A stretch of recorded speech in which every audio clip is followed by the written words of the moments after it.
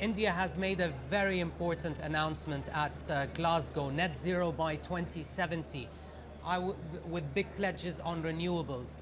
But I would like to ask you about how this net zero strategy is going to affect India's consumption of oil and gas in 2030 and 2040. Let me first thank you for having me on your show. India and energy, India and climate change didn't start at Glasgow. If you remember the Prime Minister of India, Mr. Modi's participation in Paris, that was what was the game changer.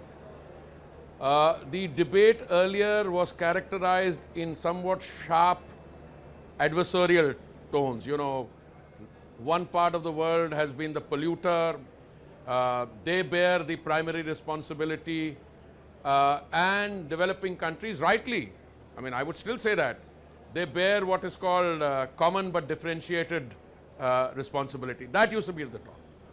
In Paris, I remember the Prime Minister of India changed the game. And he said, he didn't hide behind old this thing, he said, India will step up. Whatever the developed world is expected to do in terms of climate financing, that is a given. But India will demonstrate that it is no longer willing to stand aside. And if you look at the journey between Paris and Glasgow, India is one of the few countries which has delivered on its commitments. Now, when we get visitors in India, by the way, I'm a newly appointed Minister for Petroleum and Natural Gas. One of our visitors, Senator Kerry, when he came to see me, and he was talking about what India could put on the table, I didn't answer him the question because that's an announcement the Prime Minister has to take, and maybe that discussion took place much later. But one of the things I told him is, I said, look, I may be called the Minister for Petroleum and Natural Gas, but I'm actually the Minister for Energy Transition. Well, that's happening to the commercial entities, that's happening to everyone. Look, when India turns around and says, it's not just net zero by 2070, but in 2030, 50% will come from renewables, or that we move up from 450 gigawatts to 500 gigawatts, and you know the implications of that. India means what it says. We are the largest democracy in the world. When the Prime Minister makes a statement, it sets the template. Now clearly we have a transition to achieve. Now that transition means that you have to manage from where you are today, first to 2030, then to 2040, and then to 2070. There is already a lot that we are doing. I mean, let me just give you some of the things which are happening in India. Biofuels. When Mr. Modi became Prime Minister, 1% of biofuel blending used to take place, ethanol from sugar. Today we are already at 8.5%. We had a 20% blending target by 2030. We brought that forward to 2025. Okay? Gas, pipeline, just to tell you, we are expecting about $60 billion of investment into the gas pipeline. We started in 2014 when he became Prime Minister at 14,000 kilometers. Today we are at 18,500 kilometers. Next 4 months we'll get another 4,000, 22,500 kilometers, and we'll take it up to 34,000 kilometers. With the whole country will be covered by the gas pipeline. I could go on. In renewables, we were one of the founders of the Solar Alliance.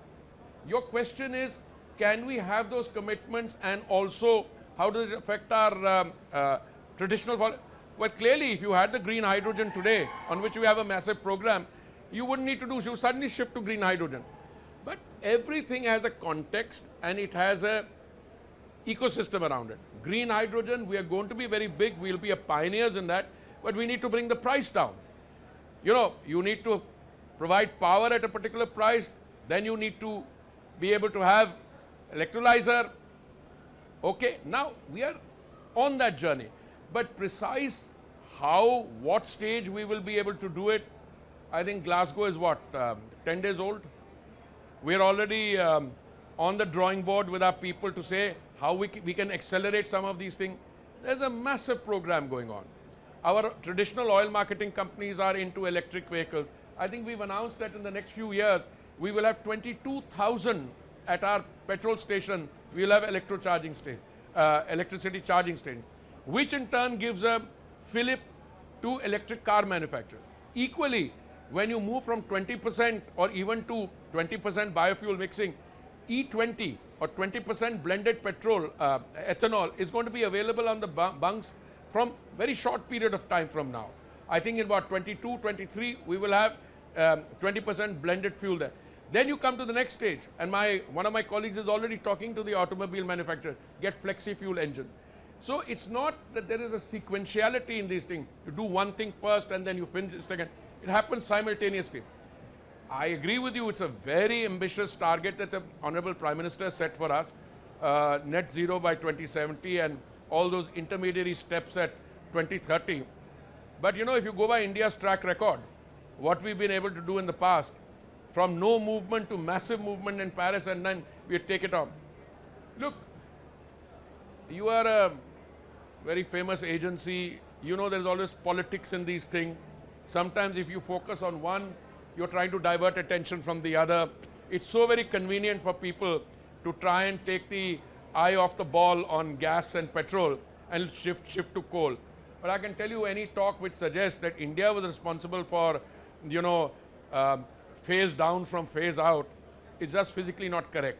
In fact, people who are doing that drafting, I think it's already, information is out in the public domain. So I thought I'd take the opportunity of the hospitality that your channel is offering to say that there's a little bit of play there, but it wasn't India. Well, a little bit of play indeed, as we have been hearing from what was coming out on the drafting of the final communique.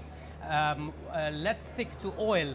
India has criticized oil exporters in the past few months for not raising... I don't think criticize is that word used. I've never criticized anybody. Okay. I've never even expressed but you've expressed a desire for increased oil production. I put it very differently. Any country which is a sovereign country has the right to make a determination on how it wishes to price its asset. Okay? If you want to sell oil at $10 or at $100, that's your call. But always remember that you produce for someone else to consume. I'm asking you a question. If you take a look at the map of the world, how many countries are there which are going to have exponential growth and demand in the coming decades? You name me. China, I think, is a big economy, $12 trillion. It has entered into long-term agreements. It may have plateaued, maybe it needs a little more. But tell me any country which could be compared to India, where our per capita consumption is 1/3 of global average and our demand is going to grow. We are already way beyond pre-COVID levels, both on petrol and diesel. So I never criticize. I just tell them, if you want a transition and if you want an orderly transition, then you must, as a stakeholder, contribute to the management of that transition. Do you think if oil prices go even higher, do you think there won't be a reaction? There will be. Reaction can take many forms. Suddenly the civilian nuclear energy market, which was lying dormant after Fukushima, that may grow up. There suddenly other things may happen. I mean, one country is releasing 1 million barrels of shale, this thing. There could be n number of consequences. At the end of the day, a producing country must necessarily be conscious of the fact that in order for it to be in a win-win, it needs the consuming countries on board also. So I didn't criticize. I just gave you a perspective. Okay. And is your perspective that the current prices are high, or are these prices unrealistic, conducive for the health of the oil and gas industry? I don't think I would subscribe to the view of anything being conducive to the health of the oil and gas. I think the oil and gas industry will do itself a great disservice unless it aligns prices to the affordability quotient of the consumers. Let's move on to the strategic petroleum reserves in India, and you have struck with ADNOC, with Abu Dhabi, a deal on that front in the last 2 years, which has been strengthened even further, right, here in ADIPEC today? Well, let me put it this way. Every country needs to maintain a strategic reserve.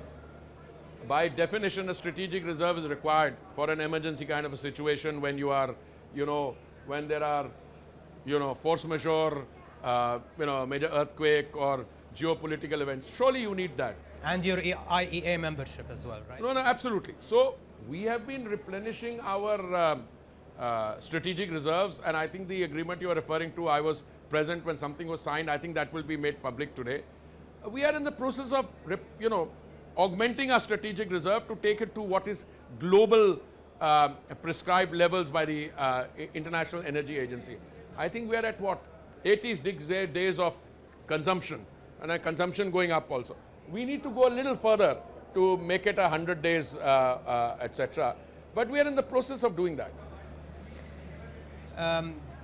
What we're looking now about the India and the Gulf strategic relationship when it comes to energy.